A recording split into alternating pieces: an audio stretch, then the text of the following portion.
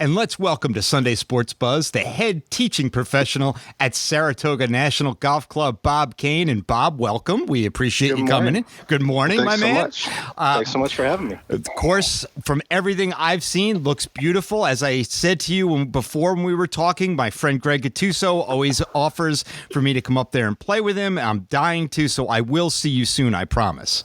I hope so. The course is in absolutely perfect shape right now.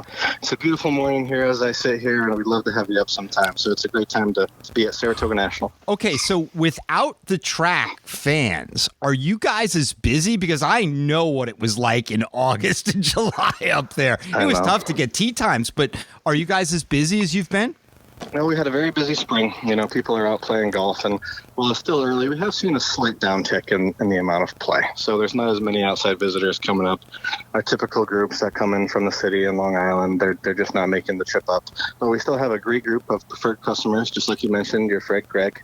You know, so we have a lot of members here that still come out and enjoy the course. So we're down a little bit, but there's still plenty of golf being played here right now. And the public can come and they can play and make tee times right on your website, right?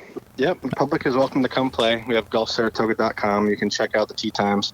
All the available times are listed, so you can browse right through. And yeah, we have plenty of available times, and we offer really good twilight rates in the afternoon, so it's a good time to come over the course and enjoy some quiet time in the afternoon here.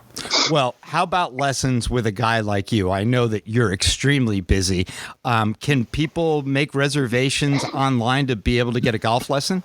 Absolutely. My schedule is also available right online all the way through the end of the season. So if you can kind of plan in advance and check out your schedule, you can certainly find time to come see me. And I'll be more than happy to help anyone with your game. That includes you too. He's seen me play. I said to him, I don't know how many dozen balls I have in the water at number 15, but there's a lot of them that have a little CV mark on them. Don't feel bad. You're not the only one. There's a lot of balls in that pond over there at number 15. Okay, let's talk about improving our game. And first, people come up and they want to buy clubs.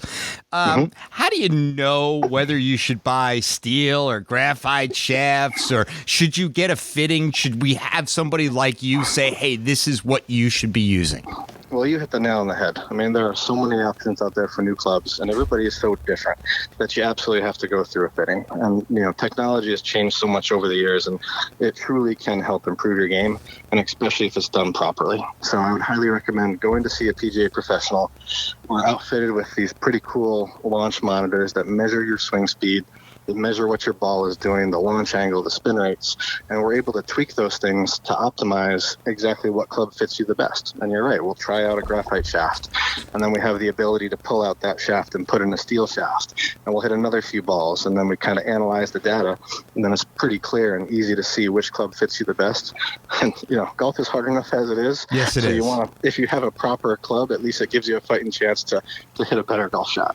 This is Sunday Sports Buzz, and we're talking to Bob Cain, the head teaching professional at Saratoga National Golf Club. And Bob, what about distance? That's got to be a big one for everybody, because really, especially to the amateur golfer who plays a couple times a year, 150 isn't 150 on every hole. No, you're absolutely right. And I tell you, in all the years I've been doing this, I still haven't had anyone come to me and tell me they wanted to hit it shorter.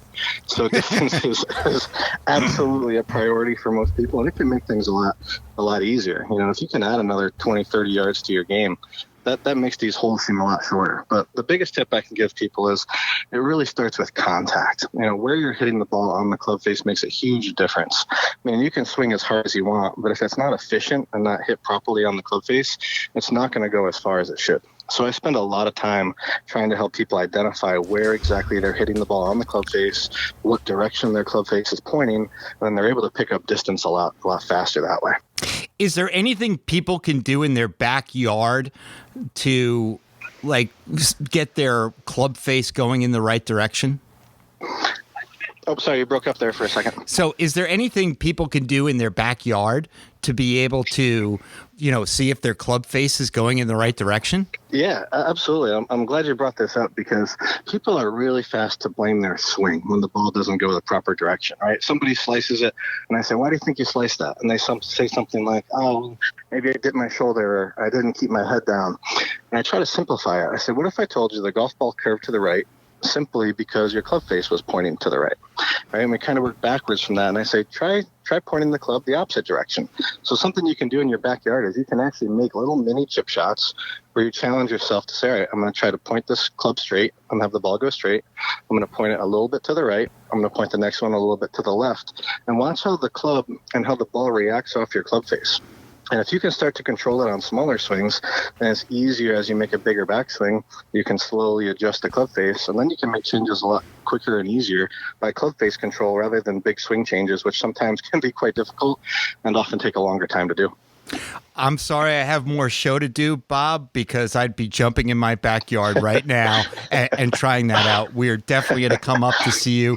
He's Bob Cain. He's the head teaching professional at Saratoga National. You can make an appointment with him by going online. You go to Saratoga Golf Club. Is that what it is? GolfSaratoga.com. GolfSaratoga.com, and you can make a lesson appointment with him, or you can make a tee time at Saratoga National. Bob, thanks for joining us today. Really appreciate it.